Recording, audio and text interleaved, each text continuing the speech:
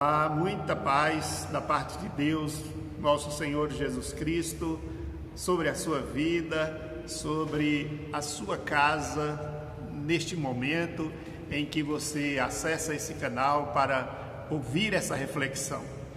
A reflexão de hoje está baseada no livro de Números, no capítulo 11, no momento qual Moisés vai conduzindo o povo e o povo apresenta uma indisposição de prosseguir naquela caminhada e eles estão tão insatisfeitos e tão contrariados que eles murmuram.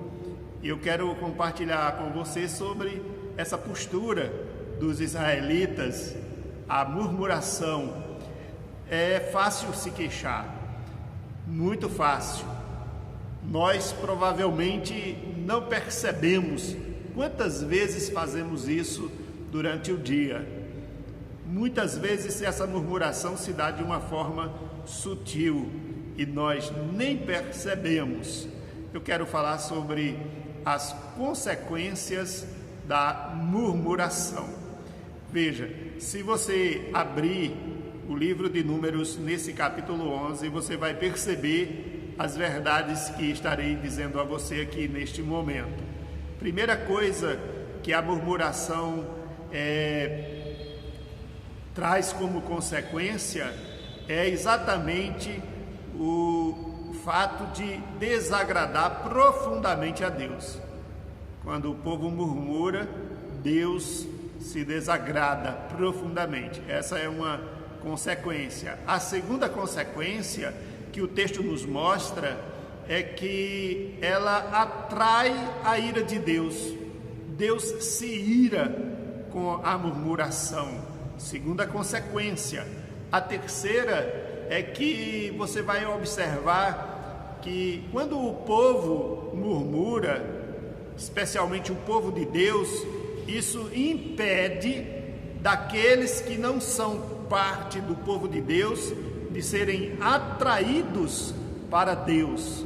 Lá tem uma expressão: e o populacho desejou voltar ao Egito, ou desejou as comidas do Egito. Então, por causa da murmuração, aquele povo que não era gente de Israel, mas estava com eles, com os israelitas, foram atraídos ou desejaram voltar para o Egito. O Egito é sinônimo de mundo, é contrário ao propósito de Deus.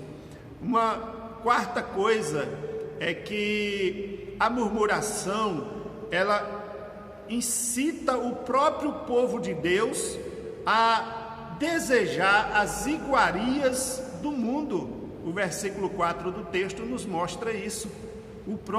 Os próprios israelitas tiveram desejos com as iguarias, as carnes do Egito. Quem nos daria carne, não é?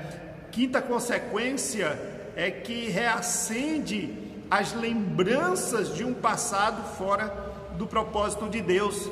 Quando alguém murmura, ele é levado a pensar nesse passado que não glorifica a Deus.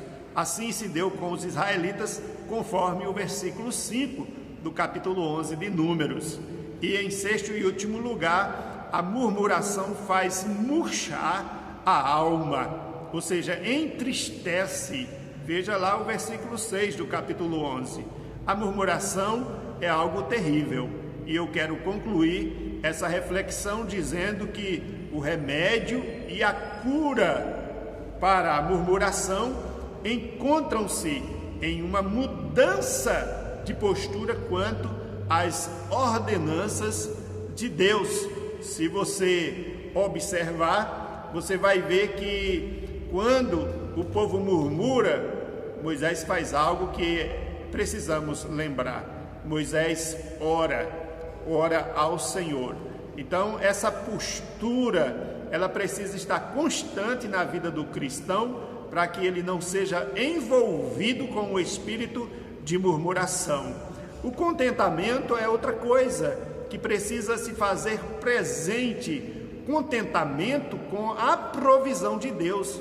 Ora, Deus estava provendo o povo a cada momento. Diz o texto lá que Deus supria as necessidades. Não era com aquilo que eles desejavam, mas era com o suficiente para o suprimento de suas necessidades. Paulo, escrevendo aos Filipenses, no capítulo 2, versículos 14 ao 16, ele diz: fazei tudo sem murmuração ou contendas, nem contendas, para que vos torneis irrepreensíveis e sinceros, filhos de Deus, inculpáveis no meio de uma geração pervertida e corrupta, na qual resplandeceis como luzeiros no mundo, preservando a palavra da vida, para que no dia de Cristo eu me glorie de que não corri em vão, nem me esforcei inutilmente. Portanto, pare de murmurar. A murmuração desagrada profundamente a Deus, atrai a ira de Deus, impede dos incrédulos, dos que não são, se voltarem para Deus, reacende os desejos do próprio povo de lembranças de um passado que não é segundo o propósito de Deus. E também, querido e prezado ouvinte, essa murmuração, ela murcha a alma. Que Deus tenha misericórdia de nós, nos ajude em nome de Jesus. Seja contente com a palavra de Deus e em nada murmuremos. Deus te abençoe, te encha de graça e te dê uma noite, um dia cheio da graça de Jesus.